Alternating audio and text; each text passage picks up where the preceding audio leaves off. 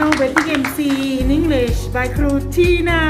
ได้เรียนรู้อะไรไปบ้างคะใน2วันนี้ในคอร์สนี้ค่ะสิ่งที่ชัดมากที่สุดเลยก็คือได้พัฒนาความมั่นใจค่ะแก้ไขสิ่งบกพร่องค่ะที่ผ่านมาของเรานะคะแต่ที่ว่างเว้นไปค่ะก็หลังจากที่คือทบทวนไปก่อนว่าเมื่อก่อนเคยเรียนกับครูคลาสหนึ่งแล้วก็มีคัมภีร์ของครูในการเป็นMC ภาษาอังกฤษเล่มหนึ่งที่แบบว่าอยู่ตลอดเวลาเลยแล้ววันนี้ได้คัมภีร์อีกเล่มหนึ่งค่ะเอาไว้รับเฉพาะงานแต่งงานภาษาอังกฤษค่ะซึ่งมีประโยชน์มากๆแล้ววันนี้ครูก็สอนแบบถ้าจะฝึกอ่านทุกคนแบบทุกบรรทัดเลยนะคะว่าใครจุดบกพร่องอะไรแล้วก็พัฒนาได้อย่างแบบเห็นได้ชัดมากๆเลยในเวลาแค่2 วันค่ะวันนี้ขอบคุณครูมากๆเลยค่ะสำหรับเมย์นะคะวันนี้ก็เรียนผ่านไปแล้วโหเวลาผ่านไปรวดเร็วมากนะคะ2 วันก็รู้สึกว่าเราได้เห็นจุดแข็งและก็จุดอ่อนของตัวเองหลายๆจุดเลยที่ยังต้องมีสิ่งที่ต้องปรับปรุงอีกเยอะเลยสิ่งสำคัญที่ครูทีน่าบอกเสมอคือการฝึกใครฝึกมากก็ยิ่งได้มากอันนั้นคือเรื่องจริงที่สุดอะค่ะในห้องนี้ทุกคนพยายามช่วยกันทั้งเอาคำถามเข้ามาแล้วก็ช่วยกันแก้ปัญหานะคะอันนี้ก็เป็นบรรยากาศที่เมย์ว่าดีมากๆนะคะเรื่องฝึกเนี่ยเราอาจจะฝึกกันเองได้แต่ว่า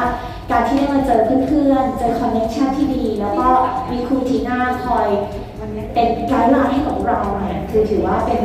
โอกาสที่ดีมากๆสำหรับคลาสนี้ค่ะขอบคุณค่ะ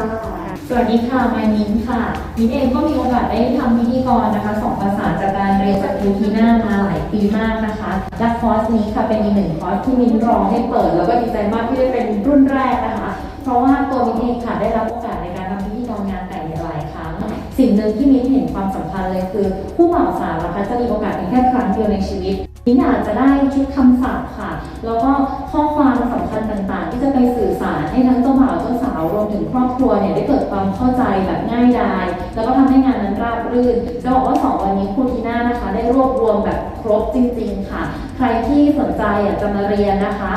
งานนี้นะคะบอกเลยว่า2 วันมิ้นได้เรียนรู้ครบจริงๆแล้วก็จะเอาสิ่งนี้ไปส่งต่อเพื่อที่จะให้คู่รักทุกคู่นะคะสมหวังและสิ่งสำคัญสุดๆเลยคือมิ้นได้มาเจอเพื่อนๆพี่ๆที่มีทั้งประสบการณ์นะคะแล้วก็ได้ทำงานมาอย่างมากมายวันนี้เรามาแบ่งปันค่ะแล้วก็มาแชร์ริ่งต่างๆแล้วก็ทำให้เราเนี่ยได้อัพเลเวลรวมถึงประสบการณ์การทำงานที่มากขึ้นก็หวังว่าจะได้เจอทุกท่านนะคะในงานต่างๆรวมถึงงานแต่งงานเพิ่มขึ้นด้วยยังไงก็ฝากไว้ด้วยนะคะขอบคุณค่ะสวัสดีค่ะ MCM ค่ะวันนี้ก็มาเติมเต็มนะคะความรู้ในส่วนของการทำพิธีกรงานแต่งงานภาษาอังกฤษนะคะซึ่งโดยปกติแล้วก็มีการเรียนภาษาอังกฤษเพิ่มเติมอยู่แล้วค่ะเพราะว่าคลาสนี้ช่วยเติมเต็มในเรื่องของคำศัพท์ค่ะที่ใช้ในพิธีการงานแต่งงานนะคะซึ่งจะแตกต่างจากคำศัพท์ทั่วๆไปเพราะว่าก็จะเป็นการผสมผสานระหว่างวัฒนธรรมไทยและวัฒนธรรมต่างชาตินะคะแล้วก็อีกทั้งค่ะได้เรียนรู้ในส่วนของวัฒนธรรมต่างชาติค่ะที่ครูมีประสบการณ์ตรงนะคะว่าบางอย่างไม่สามารถที่จะแปลตรงตัวได้นะคะแล้วก็ได้คลังคำศัพท์เพิ่มขึ้นแล้วก็มั่นใจในการออกเสียงคำศัพท์ต่างๆมากยิ่งขึ้นค่ะค่ะและสิ่งที่นะคะความคาดหวังก่อนการมาเรียนในคลาสนี้นะคะคือก่อนหน้านี้เราก็เป็นพิธีกรงานแต่งงานชีพอยู่แล้วภาษาไทยแล้วก็มีภาษาอังกฤษบ้างเล็กน้อยนะคะซึ่งก่อนหน้านี้เราก็คิดว่าเราสามารถที่จะรันพิธีการได้อย่างราบรื่นแต่สิ่งที่เราขาดก็คือมันยังไม่ประทับใจดังนั้นนะคะเราก็เลยรู้สึกว่าอยากจะมาเติมเต็มนะคะในคลาสนี้กับครูทีน่าเพื่อที่จะให้ความมั่นใจของเรามีมากขึ้น